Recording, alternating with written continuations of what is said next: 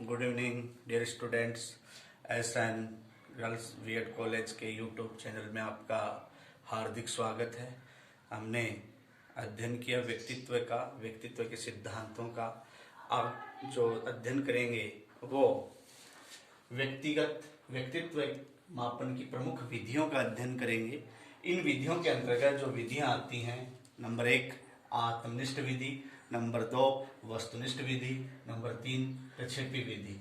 आत्मनिष्ठ विधि को subjective method, वस्तुनिष्ठ विधि को ऑब्जेक्टिव मेथड और प्रक्षेपी विधि को प्रोजेक्टिव मेथड भी कहते हैं। तो इस कड़ी में हमने जाना तो अब जो प्रमुख आत्मनिष्ठ विधियां आती हैं तो उसमें जो प्रथम विधि है वो है अवलोकन विधि। कौन सी विधि? अवलोकन विधि।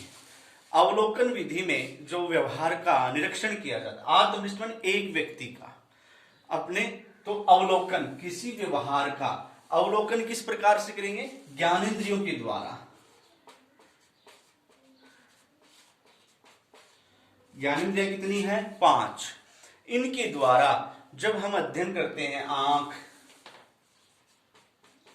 कान, नाक, त्वचा, जिह्वा या जीभ, तो हम जैसे बालक के व्यवहार को आंखों के द्वारा देखते हैं, कानों के द्वारा उनके शब्दों को सुनते हैं और जिह्वा के द्वारा भी हम स्वाद के बारे में या उसके अनुभव के बारे में पता लगाते हैं। त्वचा, नासिका के द्वारा घ्राण जो शक्ति है उसके द्वारा पहचान करते हैं। तो अवलोकन विधि इसकी जो है व्यवहार निरीक्षण की विधि, व्यक्ति के व्यवहार निरीक्षण की सबसे प्रमुख विधि मानी जाती है। सबसे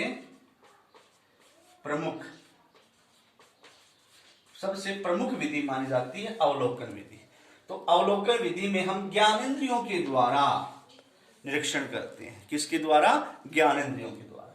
द्वितीय विधि आती है साक्षात्कार।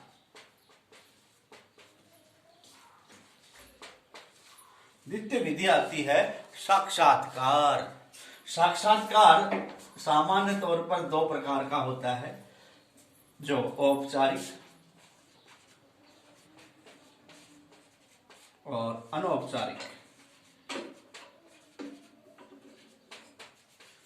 या हम कह सकते हैं निर्देशित या अनिर्देशित। निर्देशित औपचारिक साक्षात्कार जैसे कि हम कोई विषय के लिए या किसी चयन के लिए, जैसे आरपीएससी या किसी आईपीएससी में जब हम साक्षात्कार देने पहुंचते हैं तो औपचारिक साक्षात्कार कहलाता है। अनौपचारिक साक्षात्कार वो हो जाता है जिससे कोई हमारा परिचित मिल गया या कोई भी बस में अजनबी भी मिल जाता है तो वो पूछ लेता है कहाँ से आए, कौन सा गांव है। तो ये अनौपचारिक साक्षात्कार है। तो द्वितीय विधि जो आपने पढ़ी साक्षात्कार विधि, प्रथम विधि अवलोकन विधि, ये विधियां कौन सी चल रही हैं? आत्मनिष्ठ विधियां चल रही हैं। जब तृतीय विधि आती है, थर्ड विधि कौन सी है? जीव इतिहास विधि। कौन सी विधि आएगी? जीव इतिहास विधि। जीव इतिहास विधि या व्यक्तिवर्ता अध्ययन विधि, ये भी आत्मनिष्ठ में आती है। व्यक्तिवर्ता अध्ययन विधि या केस स्टडी, ये विधि भी अवलोकन जो आत्मनिष्ठ विधि में आती है। जीव इतिहास विधि, इसके जो प्रतिपादक हैं वो है टाइडमैन। कौन है? टाइडमैन। ये विधि बच्चे की विलक्षणता को देखती है। किसको देखती है? विलक्षणता को देखती है। जैसे किसको? विलक्षणता के गुण देखती है जीव इतिहास विधि में।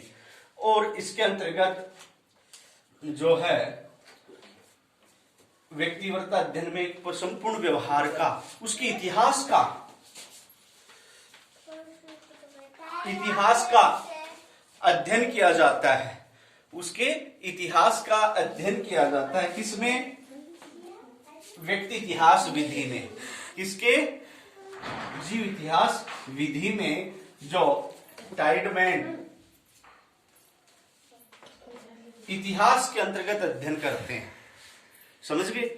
अब आता है जैसे अभिभावकों से पूछना या गुरुजनों से पूछना, बच्चे की आर्थिक सामाजिक पृष्ठभूमि के बारे में जानना, ये जीव इतिहास विधि में आता है। सृजनशीलता का पहचान करना, इसमें उसके पूरा ऐतिहासिक जीवन से, वृत्तांत से, पड़ोसियों से, पड़ोस से, इनका अध्ययन करना जीव इतिहास विधि के अंतर्गत आता है।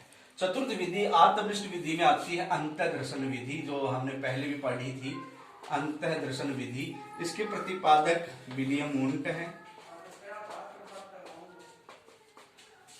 इसके प्रतिपादक कौन है, विलियम वुंट हैं। 1879 में इस विधि का प्रयोग किया गया लिप्जिग नगर में, जर्मनी में।